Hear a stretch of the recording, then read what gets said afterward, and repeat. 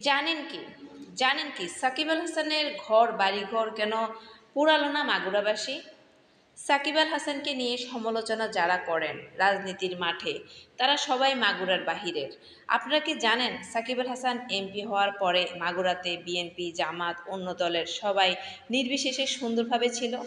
মাগুরার এক আসনে তিনি এমপি থাকা অবস্থায় 6 মাস তার প্রভাব দেখিয়ে কেউ অন্য দলের নেতাকর্মীদের উপরে আঘাত আনেননি। বিএনপি, জামাতের কত নেতা মাগুরাতে আছেন জানেন এটা আপনারা?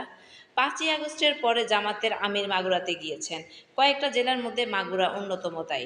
আর মাগুরার মানুষ সাকিব আল হাসানের বাড়িঘর পোড়ালো না, ভাঙলো না, এর কারণ সহজ, তিনি মাগুরার শান্তি চেয়েছিলেন তাই।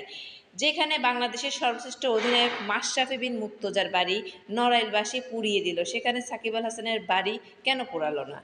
আমি একজন মাগুরার সন্তান বলেছেন কেউ বলতে পারবে না, একজন মাগুরার সন্তান এই পোস্টটা দিয়েছেন, বলেছেন কেউ বলতে পারবে না সাকিব আল হাসান ভোট ছাড়া এমপি হয়েছিল। কোনো কেন্দ্রে ভোট নিয়ে মারামারিও, কোনো কেন্দ্রে ভোট নিয়ে মারামারিও করেছিল, তাকে মাগুরাবাসী সবাই দলবল বিশেষ করে ভোট দিয়ে এমপি করেছিল। কোনো কেন্দ্রে ভোট নিয়ে মারামারিও করেছিল, তাকে মাগুরাবাসী সবাই দলবল নির্বিশেষে ভোট দিয়ে এমপি করেছিল, এটাই চরম সত্য। কোনো কেন্দ্রে কিন্তু মারামারি হয় নাই। এটার কারণ আগে 15 বছর রাজনৈতিক প্রভাব খাটিয়ে অনেক মাগুরারবাসী ঝামেলা করেছে, দখলদারি করেছে। এজন্য সাকিব আল হাসানকে মানুষ বিশ্বাস করে ভোট দিয়ে নির্বাচিত করেছিল এবং তারা তার প্রতিদানস্বরূপ তার বাড়িঘরে হাত দেয়নি। একটা কথা মনে রাখতে হবে, পরিবারের সবাই যেমন এক না, তেমনি একটা রাজনৈতিক দলের সবাই একরকম না।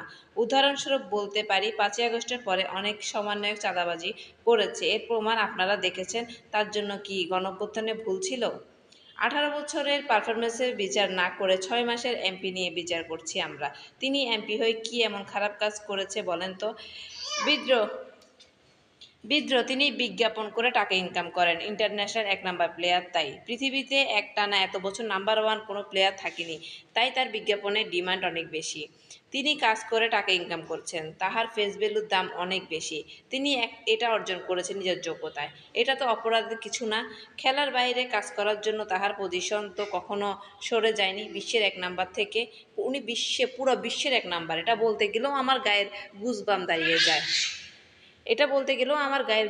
দাঁড়িয়ে যায়। জানি অনেকে আওয়ামী লীগের দালাল বলবে, না হয় সাকিব আল হাসানের দালাল বলবে আমায়। ভাই, আমি মাগুরারও না, আমি কোনো কারো দালালও না। আমি একজন সাধারণ মানুষ হিসেবে, সাধারণ মেয়ে মানুষ হিসেবে, আমি একজন সাকিব আল হাসানের ক্রিকেট প্রেমী একটা মেয়ে হিসেবে সাকিব আল হাসানকে আমার অনেক বেশি পছন্দ।